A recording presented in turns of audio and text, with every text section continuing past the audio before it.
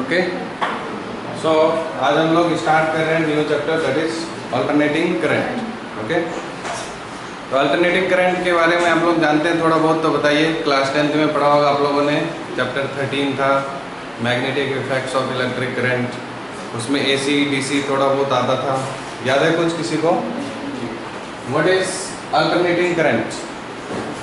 Alternating नाम से ही पता चल रहा है, अल्टरनेटिंग का मतलब चेंज होना, अल्टरनेट होना। क्या चेंज होना?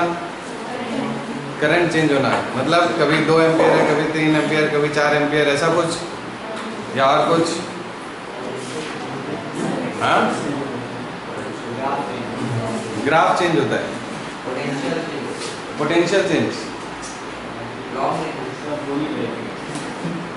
ठीक है, एक काम करता हूँ मैं, कुछ यहाँ पर जो है डायग्राम्स बनाता हूँ, आप इसमें प्रेडिक्ट करके बताइए कि कौन सा अल्टरनेटिंग करंट है, कौन सा डायरेक्ट करंट है, और कौन सा दोनों में से कोई भी नहीं है।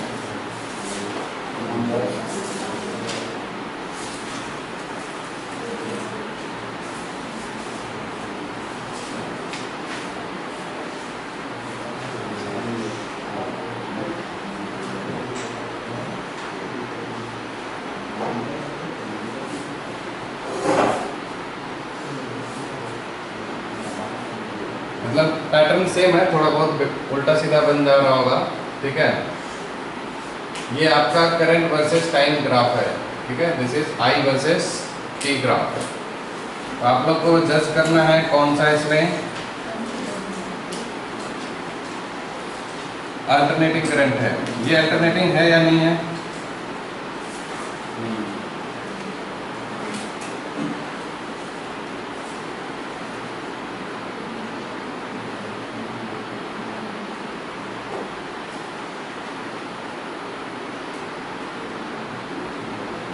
बोलिए।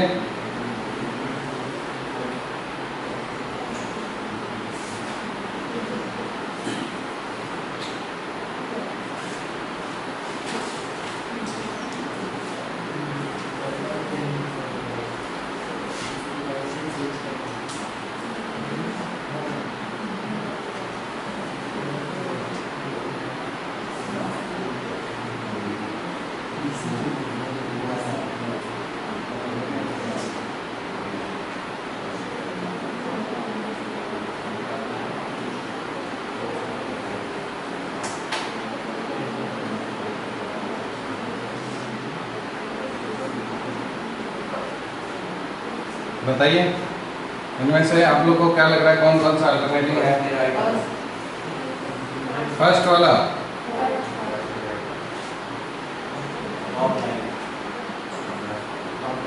और कोई सा भी नहीं लग रहा है?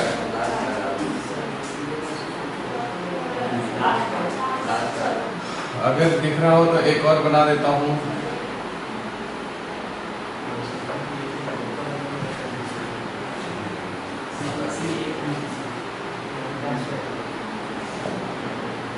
ये वाला विजिबल है कि नहीं?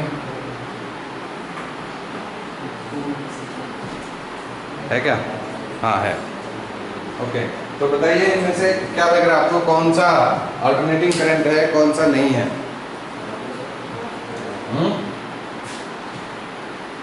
आप लोग को क्या लग रहा है? कुछ भी ऐसे ही तुक्का लगाइए। 2 DC, कौन कौन सा 2 DC है? ये वाला और ये वाला DC है। ओके, क्यों DC है? डायरेक्शन चेंज नहीं कर रहा, मुझे तो लग रहा है ऐसे डायरेक्शन चेंज कर रहा है। सर एक ही इसमें है ना, क्या? बोलिए। देखिए, डायरेक्शन चेंज का मतलब क्या समझते हैं? अल्टरनेट का मतलब होता है कि एक बार पॉजिटिव है, एक बार नेगेटिव है। पॉजिटिव नेगेटिव का मतलब कि एक बार अगर करंट का डायरेक्शन ऐसा है तो दूसरी बार करंट का डायरेक्शन ऐसा होगा। ठीक है, समझ गए? अगर एक बार ऐसा पॉजिटिव है तो इस डायरेक्शन को हम लोग नेगेटिव बोलते हैं। समझ आ रहा है? इसी का मतलब होता है अल्टरनेटिंग। ओके, ठीक है इतना?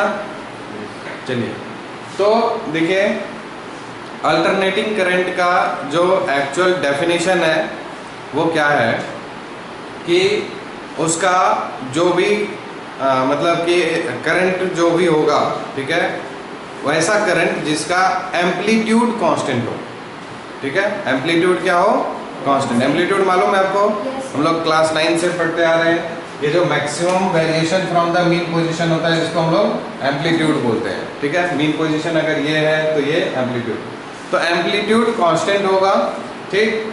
और क्या होगा, डायरेक्शन चेंज हो, अल्टरनेट हो, पॉजिटिव नेगेटिव होते रहे, और उसकी जो मैग्नीट्यूड है वो with respect to time vary करते रहे, ठीक है, वेरिएबल हो, फिक्स्ड ना हो। जैसे यहाँ पर देखिए टाइम जो है इंक्रीज कर रहा है, लेकिन इसका मैग्नीट्यूड क्या हो रहा है, सेम है, करंट की वैल्यू सेम है, तो क्या इसको हम लोग अल्टरनेटिंग करंट बोलेंगे, नहीं बोलेंगे। समझ आ रही बात।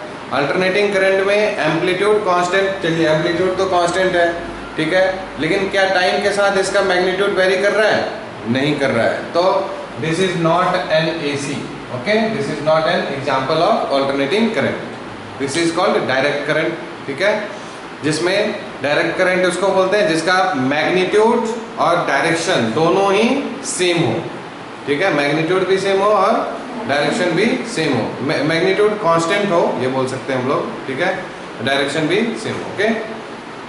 चलिए ये वाला बताइए, ये आपको फॉलो कर रहा है क्या, बोलिए अल्टरनेटिंग करंट के डेफिनेशन को।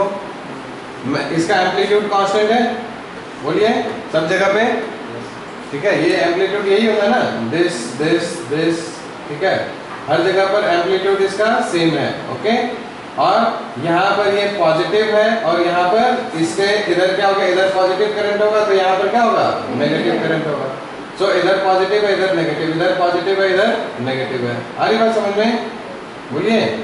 सो और टाइम के हिसाब से with respect to time magnitude vary कर रहा है, ये इस टाइम पे ये है मैग्नीट्यूड, इस टाइम पे ये है मैग्नीट्यूड, इस टाइम पे ये है मैग्नीट्यूड, इस टाइम पे ये है मैग्नीट्यूड, ठीक है। ये पहले क्या हो रहा है, इंक्रीज हो रहा है फिर डिक्रीज हो रहा है टाइम के हिसाब से, ओके। तो अल्टरनेट मतलब पहले इंक्रीज फिर डिक्रीज, ठीक है, वैसे अल्टरनेट का मतलब होता है पॉजिटिव और नेगेटिव साइकिल्स, ठीक है, समझ आ रही बात। तो ये देखिए increase increase increase maximum value, फिर decrease decrease decrease to 0, okay. Likewise इधर भी नेगेटिव में ये डिक्रीज कर रहा है, नेगेटिव में ये इंक्रीज कर रहा है, increase increase increase increase up to maximum value, ठीक है, एंड फिर अगेन देन डिक्रीजेस, है ना, ओके। तो इस तरह से, ठीक है, ये एक साइकिल है। तो ये क्या, इसको अल्टरनेटिंग करंट बोलेंगे, यस और no. So this is an example of alternating current. This one बोलिए, इसमें देखिए पॉजिटिव नेगेटिव नेगेटिव हो रहा है, ठीक, और एम्पलीट्यूड भी इसका क्या है, कांस्टेंट है, ठीक है, और with respect to time vary भी कर रहा है, ओके, समझ आ रही बात। सो इसको भी हम लोग अल्टरनेटिंग करंट बोलेंगे, ठीक है, इसको नहीं, क्योंकि अल्टरनेट हो ही नहीं रहा है ये, ठीक है, ये ऐसे क्या तो पॉजिटिव, ये भी क्या है पॉजिटिव, नेगेटिव हुआ ही नहीं, ठीक है, समझ गए। सो ये AC का एग्जाम्पल नहीं है, ये तो नहीं था, ये है या नहीं, हाँ है, इसको हम लोग बोलते हैं साइनोसॉइडल, ठीक है, साइनोसॉइडल, है ना, वेव या कर्व या करंट, क्योंकि साइन थीटा का y इक्वल्स टू, आप लोगों ने 11th में ट्रिग्नोमेट्री में पढ़ा होगा, साइन x का जो है या साइन थीटा का ग्राफ कुछ ऐसा ही होता है, और इस तरह से जो भी करंट या वोल्टेज जाएगा उसको हम लोग साइनोसॉइडल फॉर्म बोलते हैं, ओके, समझ आ रही बात। तो देखिए ये भी positive negative constant amplitude and magnitude changes with time, ठीक है। So this is again example of alternating current. This one again yes, ठीक है, ट्रायंगुलर शेप है ना, positive negative and so on, ठीक है, और एम्पलीट्यूड कांस्टेंट, ठीक है, और मैग्नीट्यूड चेंज, ओके। तो ट्रायंगुलर टाइप का है, ये रेक्टेंगुलर टाइप का है, ठीक है, ये क्या है, ये क्या बताइए, कोसाइनोसॉइडल, ये कॉस थीटा का ग्राफ है ना, cos x का ग्राफ ऐसा ही होता है। तो cos के फॉर्म में है पॉजिटिव नेगेटिव, ये भी अल्टरनेट हो रहा है, कांस्टेंट मैग्नीट्यूड है, तो ये भी ऑल्टरनेटिंग करंट का एग्जांपल है। ठीक है, समझ गए? ओके, तो साइनोसॉइडल, ट्रायंगुलर, ये क्या है आपका कोसाइनोसॉइडल, ये क्या हो गया स्क्वायर वेव। ठीक है, तो इस तरह से आपका ये जो है अल्टरनेटिंग करंट है, ये इसको हम लोग बोलते हैं पल्सेटिंग डीसी करके। ये डायरेक्ट करंट है but in the form of pulses है। इसको हम लोग लास्ट चैप्टर में सेमीकंडक्टर में पढ़ेंगे इसके बारे में ज़्यादा आगे चल के। ठीक है, तो this is pulsating DC. Okay, एक और मान लीजिए, अगर आपको सपोज ऐसा करके दिया हुआ हो, देखिए जरा पहचान पाते हैं कि नहीं आप लोग।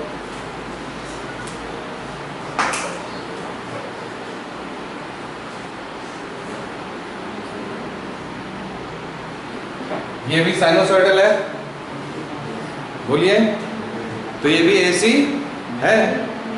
नहीं है, क्यों? यस, इसका एम्पलीट्यूड आप देखिए वेरी हो रहा है ना, चेंज हो रहा है कि नहीं?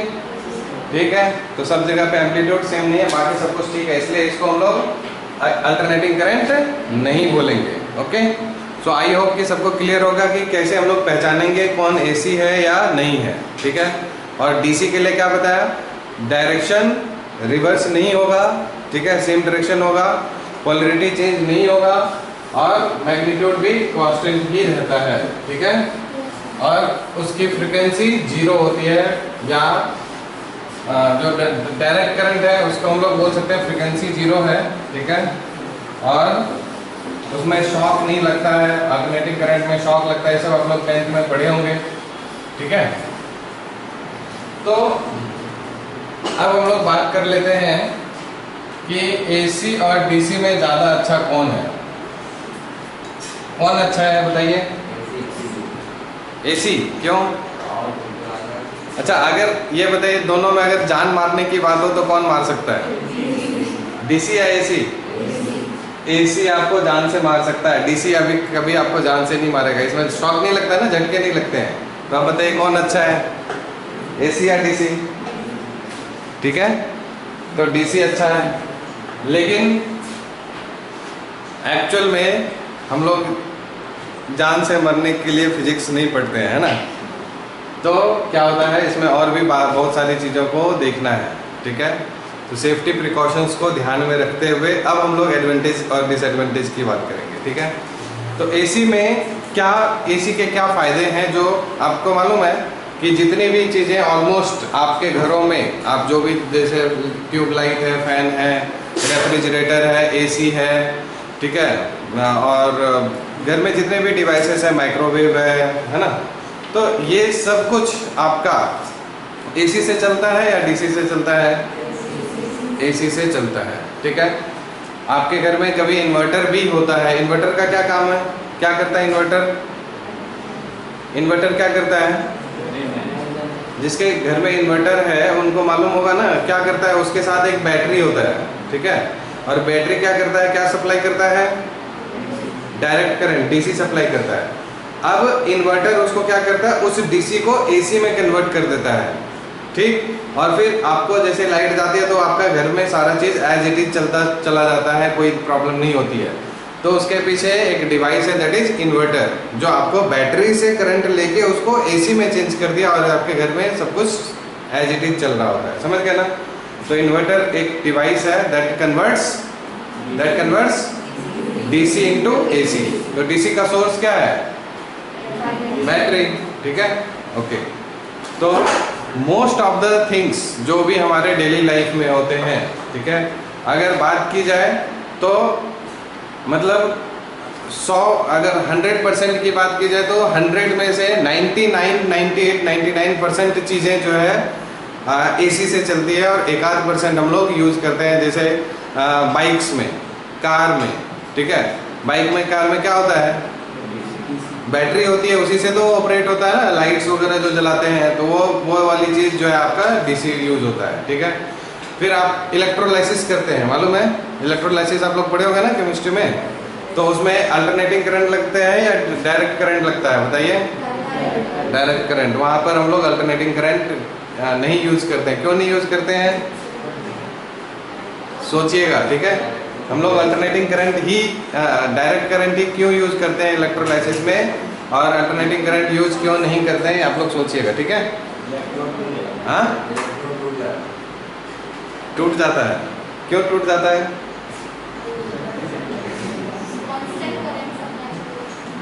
कांस्टेंट करंट सप्लाई चाहिए, क्यों चाहिए, वही तो बात है ना, ठीक है। अगर हम लोग अल्टरनेटिंग करंट देंगे तो क्या होगा इफेक्ट, ठीक है। ये फाइनल इफेक्ट बता रहा है कि इलेक्ट्रोड टूट जाएगा, ठीक है। आप लोग सोचिएगा, अपना डिस्कस करिएगा।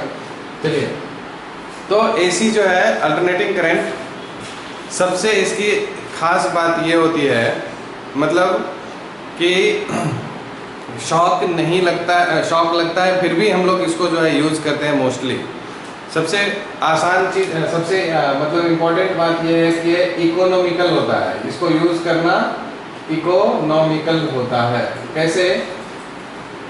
इसको एक जगह से दूसरी जगह तक अगर हम लोग ट्रांसपोर्ट करते हैं, ठीक है, मतलब ये आता कहाँ से है, अल्टरनेटिंग करंट प्रोड्यूस कहाँ पे होता है, पावर हाउस में, ठीक है, जहाँ पर इलेक्ट्रिसिटी जनरेट होती है। पावर हाउस से इसको हमारे घरों तक आने में बहुत ही लंबी तार की जरूरत पड़ती है, ठीक है। अगर मान लीजिए वहाँ पर एक बैटरी होता और उतने दूर से यहाँ पर लेके आते, सिंपली आप सोचिए कि आप अपने घर से अपने पड़ोसी के घर में अगर बैटरी से तार जोड़ते हैं तो आपको कितनी हालत खराब हो जाती है और कितना देर चलता है ना। So that is costlier, okay, ठीक है। तो ये मतलब ट्रांसपोर्टेशन ऑफ अल्टरनेटिंग करंट जो होता है that is economical, means cheaper है विथ रिस्पेक्ट टू डीसी, ठीक है। एक तो ये हो गया। दूसरा, इसको इसमें क्या होता है, जब पावर लॉस होता है, ठीक है, ड्यूरिंग ट्रांसपोर्टेशन, वो कम होता है, ठीक है। पावर लॉस जैसे हमारा वायर्स के थ्रू जब ये ट्रैवल करता है तो पावर लॉस कम होता है। क्यों कम होता है? कारण ये है कि जो वायर्स होती हैं, ठीक है, तो वायर्स में क्या होता है, जैसे अगर यहाँ पर डायरेक्ट करंट है, ओके, और ये वायर है, तो डायरेक्ट करंट क्या करता है, यहाँ से करंट निकला और एक ही डायरेक्शन में इसको भेजना है, तो यहाँ से चार्ज को निकाल के यहाँ से बोलता है चलो उठो उठो उठो उठो, ऐसे करके जाओ यहाँ तक ट्रांसफर करो, ठीक है, इस तरह से। और ये क्या करता है, एसी में, एसी का पिक्टोरियल सिंबल मालूम है ना क्या होता है, ये होता है पिक्टोरियल सिंबल एसी का, ठीक है, इस तरह से। तो कहीं पर अगर मान लीजिए ऐसा लगा हुआ, इसका मतलब एसी सोर्स, ओके। तो ये क्या करता है, करंट को यहाँ से जैसे निकलता है, एक पर्टिकुलर जगह की बात करते हैं, यहाँ पर जो इलेक्ट्रॉन्स होंगे वो कैसे करेंगे, ऐसे ऐसे ऐसे ऐसे ऐसे ऐसे ऐसे, ठीक है, ऑसिलेट करता है। अभी बताया ना कि दोनों डायरेक्शन है इसका, पॉजिटिव और नेगेटिव। तो यहाँ पर जो इलेक्ट्रॉन होगा यहाँ से यहाँ जाएगा और यहाँ से यहाँ आएगा, बस, ठीक है, ऑसिलेट करेगा, समझ गए। फिर इसके ऑसिलेशन से बगल वाला पुश होगा, वो ऑसिलेट करेगा, ऑसिलेट होगा, इस तरह से होता है, समझ गए। तो इसका मतलब है कि इसको लॉन्ग डिस्टेंस ट्रेवल नहीं करना पड़ा, तो इसलिए पावर, इसके अंदर में जो वायर्स में जो हीट होगा, हीट की वजह से पावर लॉस होगा, वो एसी के केस में कम होगा और डीसी के केस में ज़्यादा होगा, ओके, ठीक है, ये हो गया। उसके बाद इसको हम लोग, है ना, इसमें एक फैसिलिटी होती है, इसको वोल्टेज को बढ़ा भी सकते हैं और घटा भी सकते हैं, ठीक है, आसानी से, जिसको यूज करते हैं इसके लिए हम लोग ट्रांसफार्मर, ठीक है। Transformer is a device that can, है ना, दो तरह के ट्रांसफार्मर होते हैं, स्टेप अप और स्टेप डाउन ट्रांसफार्मर, जो हम लोग का इस चैप्टर में लास्ट में पढ़ेंगे। आगे चल के ट्रांसफार्मर के बारे में पूरा एंटायर टॉपिक ही है, डिटेल से पढ़ेंगे। सो वोल्टेज को बढ़ाना है या घटाना है, ठीक है, with the help of transformer हम लोग ऐसा कर सकते हैं, ठीक है, ओके।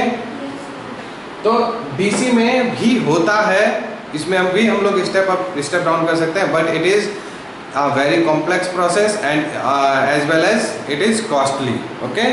सो इसमें, और या सिंपल सी बात है, इसमें हम आसानी से स्टेप अप स्टेप डाउन कर सकते हैं, इसमें मुश्किल होता है, ठीक है, ये बात हो गई। तो पावर लॉस मेजर थिंग था, स्टेप अप स्टेप डाउन हो गया, ठीक है, इकोनॉमिकल हो गया, ठीक है, इजी, मतलब ये क्या बोलते हैं इसको, इजीली अवेलेबल होता है। अब इसमें आप ये भी सोच सकते हैं ये कॉस्टलियर क्यों होता है, इसमें ये इकोनॉमिकल था और ये कॉस्टलियर क्यों होता है, क्योंकि इसमें आप जानते हैं यहाँ पर बैटरी होता है, ठीक है, और बैटरी आपको करंट तब देगा जब उसके अंदर में क्या होगा, बैटरी से करंट कब निकलता है, जब क्या होगा, उसके अंदर में केमिकल रिएक्शंस होते हैं। केमिकल रिएक्शंस होने के लिए बैटरी के अंदर में केमिकल्स डालना होगा, यस और नो। तो जितना ज़्यादा आप केमिकल्स को यूज़ करेंगे उतना ज़्यादा आपका खर्च बढ़ेगा। समझ आ रही बात? तो इस वजह से ये काफ़ी कॉस्टली होता है एज कंपेयर टू एसी। ठीक है, तो ये सब मेन बातें थी। और भी कुछ चीज़ें होती हैं जो है ना एसी के लिए हम लोग यूज़ करते हैं। एसी के फायदे मतलब एसी का एडवांटेज होता है। तो ये मेन बातें इतनी थी। ठीक है, इसको आप लोग को ध्यान में रखना। ओके, चलिए, तो इतना समझ आ गया कि एसी में जो चार्जेज है दैट ऑसिलेट्स। ठीक है, ये पूरा ट्रेवल नहीं करता, पॉजिटिव नेगेटिव है ना, अल्टरनेट होता रहता है। ठीक है, इतना ओके। उसके बाद हम लोग इसमें एक टॉपिक पढ़ लेते हैं, that is mean value of alternating current. Okay, that is mean value of alternating current. Okay, mean value of alternating current का मतलब क्या है? ये एक्चुअली आपके अभी ये टॉपिक एनसीईआरटी में ऐसे नहीं दिया हुआ है। ठीक है, बट आपको थोड़ा बहुत बता देता हूँ कि कैसे ये आया, किस तरह से। तो हम लोग जो अल्टरनेटिंग करंट है हमारे सिलेबस में जो क्लास 12th में जो पढ़ना है, मैक्सिमम पार्ट में हम लोग को हम ये लेके चलते हैं कि करंट हमारा साइनोसॉइडली वेरी कर रहा है। ओके, साइनोसॉइडली वेरी करता है करंट, ये हम लोग एज्यूम करके चलते हैं। ठीक, तो इसका मतलब है कि साइनोसॉइडली वेरी कर रहा है। तो ये देखिए, ये होगा इसका कुछ इस तरह से, this is current and this is time. ठीक है, और ये इसका एम्पलीट्यूड होगा, है ना, बोलिए, जिसको हम लोग मैक्सिमम एम्पलीट्यूड या पीक वैल्यू ऑफ करंट बोलते हैं, दैट इज कॉल्ड IM, है ना। इसके करस्पॉन्डिंग इस पॉइंट के इस ये जो टाइम है ये कैसे हो रहा है, देखिए इसको थोड़ा सा समझा देता हूँ मैं। ये इस तरह से जो जा रहा है, ठीक है, तो ये टाइम आपका 0 है, ये टाइम एक्सिस है और ये करंट है। तो ये टाइम 0 है। इस अगर यहाँ से यहाँ तक एक कंप्लीट साइकिल मान लेते हैं, कंप्लीट साइकिल का टाइम पीरियड T मान लेते हैं, तो ये जो होगा ये कितना होगा बताइए, T बाई 2, T बाई 2 होगा क्या? ये पूरा यहाँ से यहाँ तक देखिए T है पूरा, तो ये कितना हुआ, 1/4 ऑफ द साइकिल है ना। सो दिस इज T बाई 4 और ये T बाई 2 और ये 3T by 4 and this is T। ऐसे सोचिए ना, T by 4, 2T by 4, 3T by 4, 4T by 4, नहीं? ठीक है, ओके। तो ये जो T बाई 4 टाइम में ये मैक्सिमम वैल्यू ऑफ करंट लेता है और T बाई 4 के करस्पॉन्डिंग जो ये करंट मिलेगा, this is called IM and this is called current amplitude. ठीक है, this is called current amplitude IM, या फिर maximum value, peak value of current, ये सब इसके नाम है। करंट एम्पलीट्यूड बोल सकते हैं, मैक्सिमम वैल्यू ऑफ करंट बोल सकते हैं, IM से डिनोट करेंगे, और या पीक वैल्यू ऑफ करंट बोलेंगे। ओके, तो इसी IM को कुछ बुक्स में आपको और कुछ जगह पे आपको I नॉट लिखा रहेगा। ठीक है, IM को I नॉट भी रहता है, बट NCERT ने IM लिया है तो इसलिए हम लोग IM लेके चलेंगे। ओके, ठीक है। तो क्या होता है कि मीन वैल्यू ऑफ AC की पहले डेफिनेशन समझ लीजिए। तो किसी भी सर्किट में, ठीक है, डेफिनेशन थोड़ा सा कॉम्प्लिकेटेड है। ठीक है, क्या होता है कि एक अल्टरनेटिंग करंट है और एक डायरेक्ट करंट है।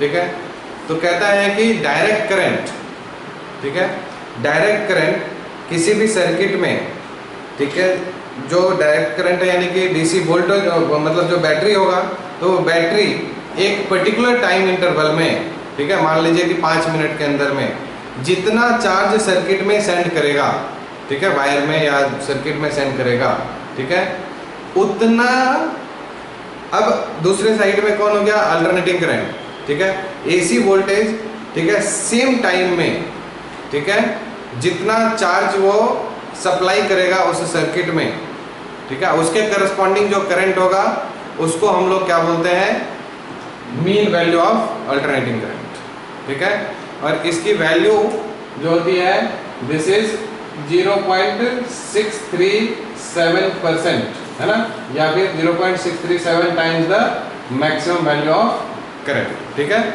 63.66 या 63.6% आपका होता है मैक्सिमम वैल्यू का। ये जैसे ये 100% है तो 63% होगा लगभग मीन वैल्यू, ठीक है। तो कैसे निकालेंगे मीन, मीन का मतलब आप लोग क्या समझते हैं, ये देखिए करंट क्या हो रहा है, कभी यहाँ पर जीरो है, ओके, करंट का यहाँ पर जीरो, फिर ये इंक्रीज हो रहा है, इंक्रीज हो रहा है, इंक्रीज हो रहा है, मैक्सिमम हो गया, फिर वहाँ से डिक्रीज हो रहा है, डिक्रीज हो रहा है, डिक्रीज हो रहा है, फिर यहाँ पर जीरो हो गया, ठीक है, फिर इस तरह से नेगेटिव में जा रहा है। तो अगर हम लोग एक कंप्लीट साइकिल की बात करें, सपोज ये एक कंप्लीट साइकिल है यहाँ पर, ओके, तो इस कंप्लीट साइकिल का एवरेज वैल्यू निकालने की अगर बात करें तो क्या होगा बताइए, इस कंप्लीट साइकिल में एवरेज वैल्यू ऑफ करंट कितना आएगा। हम लोग आगे चल के मैथ्स में पढ़ेंगे एप्लीकेशन ऑफ इंटीग्रल्स, उसमें एरिया अंडर कर्व होता है, ठीक है। तो ये जो इसका इंटीग्रेशन करेंगे हम लोग, है ना, तो एरिया अंडर कर्व, ये जो पॉजिटिव हाफ साइकिल है इसका एरिया आपको पॉजिटिव मिलेगा और इसका एरिया आपको नेगेटिव मिलेगा। तो ये दोनों एरिया एक दूसरे को क्या कर देगा, कैंसल आउट कर देगा। और ऐसे भी आप समझिए, अगर आप इसको यहाँ से यहाँ तक में टोटल करंट की अगर बात करेंगे, ये वाला, ठीक है, कुछ मिलेगा पॉजिटिव, ये इंक्रीज इंक्रीज इंक्रीज फिर डिक्रीज, तो कुछ पॉजिटिव वैल्यू मिलेगी। उसी तरह से ये वाला जो है ये कुछ ना कुछ एक वैल्यू देगा, average value, that is negative. तो जितना ये पॉजिटिव होगा उतना ये नेगेटिव होगा, तो ओवरऑल एवरेज वैल्यू क्या हो जाएगी, जीरो। समझ आ रही बात, बोलिए। तो एवरेज वैल्यू आपसे अगर पूछा जाए कि एक एसी के एक कंप्लीट साइकिल में एवरेज वैल्यू या मीन वैल्यू क्या होगा, जीरो, ओके। एवरेज और मीन दोनों एक ही चीज है, मालूम है ना ये सब बात, ठीक है, क्लियर है। So over a complete cycle average value of alternative current is equals to zero, clear, ठीक है। तो इसलिए हम लोग क्या करते हैं, एवरेज वैल्यू निकालने के लिए हम लोग हाफ साइकिल को लेते हैं, ठीक है, कितना लेंगे, हाफ साइकिल, जीरो से लेके कहाँ तक, T/2 तक में हमारा कितना करंट टोटल में एक्चुअली आ रहा है, क्लियर है बात, ठीक है। So I average is equals to, अब किसी भी चीज का एवरेज निकालने के लिए हम लोग क्या करेंगे, वैसे हम लोग बचपन में पढ़ते थे sum of all observation divided by total number of observation पढ़ते थे। तो उसी तरह से यहाँ पर हम लोग कुछ करेंगे, सम ऑफ ऑल द करंट्स, ठीक है। तो ऑल द करंट्स, अच्छा इंस्टेंटेनियस करंट जानते हैं क्या होता है, हम लोग instantaneous speed, instantaneous velocity, instantaneous acceleration पढ़ चुके हैं। जैसे यहाँ पर आपसे पूछेगा जैसे T/4, तो T/8 टाइम में कितना करंट फ्लो हो रहा है, तो इसके करस्पॉन्डिंग जो भी करंट होगा this is at particular instant of time, ठीक है, जो भी करंट होगा इसको इसके इस टाइम के करस्पॉन्डिंग कितना करंट है, दिस इज इंस्टेंटेनियस करंट, है ना। इस टाइम पे T/2 टाइम के करस्पॉन्डिंग कितना है, जीरो करंट है, दिस इज इंस्टेंटेनियस करंट, समझ गए ना। तो ये सब जितने भी वैल्यूज ऑफ करंट है these are all instantaneous currents, और इन सारे इंस्टेंटेनियस करंट्स का sum divided by total amount of जितना भी हम लोगों ने ऑब्जर्वेशन किया है, अगर ऐसा कर दें तो आपको क्या मिल जाएगा, एवरेज वैल्यू। समझ आ रही बात, तो हम लोग वही करने जा रहे हैं। तो हम लोग जानते हैं करंट जो है with respect to time vary कर रहा है, तो इसको हम लोग इंटीग्रेट कर देंगे, ठीक है। करंट क्या कर रहा है, सम ऑफ ऑल द करंट चाहिए, और टाइम के रिस्पेक्ट में, और टाइम हमारा कहाँ से कहाँ तक, जीरो से लेके कहाँ तक, T/2 तक, ओके। और डिवाइडेड बाई टोटल जितना भी हम लोग नंबर ऑफ ऑब्जर्वेशन ले रहे हैं, तो कितना, T/2, या फिर इसको हम लोग नीचे ऐसे भी लिख सकते हैं, जीरो से लेके T/2 तक dt, ओके, ठीक है। टोटल जितना हमारा टाइम हम लोग जब ऑब्जर्व क्या कर रहे हैं, टाइम को ही तो ऑब्जर्व कर रहे हैं। तो ये देखिए जीरो से dt का इंटीग्रेशन क्या हो जाएगा, t, फिर upper limit T/2 minus lower limit T/2, तो डिनोमिनेटर में तो t/2 आ गया, ओके। और ये जो है न्यूमरेटर में आप देखें 0 से π/2। अब आई आपका अभी मैंने आपको बताया था ये कैसा वेरी कर रहा है, साइनोसॉइडली। तो साइनोसॉइडल वेरिएशन में इस करंट को हम लोग कैसे लिखते हैं, I am sine omega T. याद कीजिए हम लोग वेव ऑप्टिक्स, ऑसिलेशंस, एसएचएम पढ़े हैं ना, इस तरह से हम लोग लिखते थे उसको, है ना। तो इसको डिटेल में बताने की जरूरत नहीं है, साइनोसॉइडली कोई वेरी करता है तो इस तरह की इक्वेशन लिखते थे हम लोग, ठीक है, एसएचएम में पढ़ चुके हैं, ठीक। तो इसको हम लोग क्या लिखते हैं, this is I am sine omega T और इनटू dt। कोई दिक्कत किसी को यहाँ समझने में इतना, ठीक है। ये डेरिवेशन आपके बोर्ड में नहीं आएगा, सीबीएसई में सिलेबस में नहीं है, बट आपको सिर्फ बता रहा हूँ कि किस तरह से आया, ओके। डायरेक्टली मैं रिजल्ट भी आपको इतना बता दिया, दैट्स इट। सीबीएसई के लिए इतना ही काफ़ी है, इससे ज़्यादा वो नहीं पूछेगा, बट कॉम्पिटिटिव एग्जाम्स में इसका, है ना, एप्लीकेशन पूछ सकता है, ओके। तो अब आप यहाँ से देखिए, ये जो आई एम है, this is constant value, not dependent on time, so we can remove it outside the integration. तो आई एम और ये 2 ऊपर चले गया और t आपका, है ना, बाहर आ गया, ठीक है। अब साइन ओमेगा टी dt का इंटीग्रेशन 0 से t/2 तक, okay. So this is 2im upon में t। साइन का इंटीग्रेशन बताइए कोई, what is integration of sine theta, minus cos theta, okay. So this is minus cos omega T. और आपको integration में मैंने बताया था जो भी टाइम है यहाँ पर इंटीग्रेशन का वेरिएबल, जो भी टाइम का कोफिशिएंट है वो उसके साथ मल्टीप्लाई हो जाता है, डिवाइड हो जाता है, डिवाइड। डिफरेंशिएशन में मल्टीप्लाई, इंटीग्रेशन में डिवाइड, ठीक है। जिन लोगों को ये सब नहीं आता है, अभी जस्ट मैथमेटिकल फिजिक्स का लेक्चर नंबर अभी 11th क्लास में जैसे सेंड कर रहा हूँ, तो वो भी आप देख सकते हैं। मैथमेटिकल फिजिक्स में लेक्चर नंबर आपका 5 है, ठीक है, जिसमें इंटीग्रेशन बताया है, 4 में डिफरेंशिएशन है, ठीक है। तो यहाँ से ओमेगा से आप यहाँ से डिवाइड कर दीजिए, ओके। और ये हो गया 0 से लेके t/2, ठीक। सो this is 2im divided by t, और ओमेगा आपका बाहर हो गया, तो इसको हम लोग बाहर कर दें, ठीक है। यहाँ पर टाइम से नहीं है रिलेशन, इसको बाहर कर देते हैं, और माइनस को भी बाहर कर दिए, ठीक है। This is minus outside.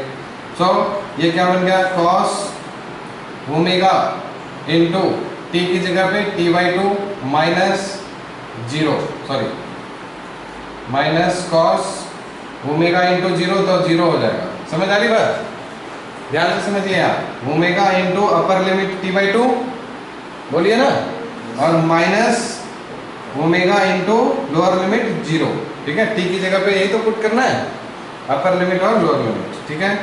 अच्छा, अब देखिए ओमेगा जो है आपको एंगुलर फ्रीक्वेंसी होती है, ठीक है, क्योंकि जब ये चार्जेस ऑसिलेट करेंगे उसकी कुछ फ्रीक्वेंसी होगी। दिस इज इक्वल्स टू, या फिर टाइम पीरियड आप लोग जानते थे ना, t इक्वल्स टू 2π/ओमेगा, या फिर ओमेगा इक्वल्स टू 2π/t, ये सब जानते हैं ना हम लोग, ठीक है। तो ओमेगा की जगह पे हम लोग 2π/t रख देंगे, okay. So this is 2im t, और यहाँ पर भी ओमेगा की जगह 2π/t, ओके, ठीक है। और यहाँ से omega cos 2π/t into t/2 minus cos 0 कितना होता है बताइए, 1, ठीक है। इतना यहाँ से देखिए t और t कैंसिल आउट हो गया, 2 और 2 कैंसिल आउट हो गया, ठीक है। तो आपका जो आई एवरेज है ये minus I into M divided by pi, and t cancel, 2 cancel, तो क्या बच गया, cos pi, okay, cos pi और माइनस 1। cos पाई कितना होता है बता सकते हैं कोई, cos pi, cos 180 degree minus 1, so this is -1 -1, तो क्या हो गया, minus I M upon pi into, बोलिए, -2, so it comes out to be minus into minus plus 2m upon 5, ठीक है। So this is the value of I average. इसको हम लोग आई बार ऐसे भी लिख सकते हैं, ठीक है, या फिर ऐसे भी लिख सकते हैं इसको, ऐसे भी, ठीक है, आई एवरेज या आई बार, ठीक है। तो अब देखिए ये यानी कि आई एवरेज की जो वैल्यू हो गई this is 2 times I M upon pi. Okay, अब 2 अपॉन पाई, पाई कितना होता है 3.14। अब 2/3 आपको कितना मिलता है, अगर आप डिवाइड करेंगे तो 0.6 है ना। तो इसलिए यहाँ पर बोला गया कि this I average is equal to this is 0.637, ठीक है, और इनटू में आई एम। तो यहाँ से आपका ये रिजल्ट आ जाता है कि आई एवरेज जो है दिस इज, है ना, या परसेंटेज की बात करेंगे सो आई एवरेज इज परसेंटेज, इसमें 100 से मल्टीप्लाई कर दीजिए तो this is 63.7% of I am. तो जो मैक्सिमम वैल्यू ऑफ करंट था उसका 63.7% ही एवरेज वैल्यू ऑफ करंट देता है। ओके, ठीक है, इतना समझ आ रहा है सबको? तो टाइम भी हो गया है, ठीक है, आज इतना ही रखते हैं हम लोग, नेक्स्ट क्लास में और आगे देखेंगे, ठीक।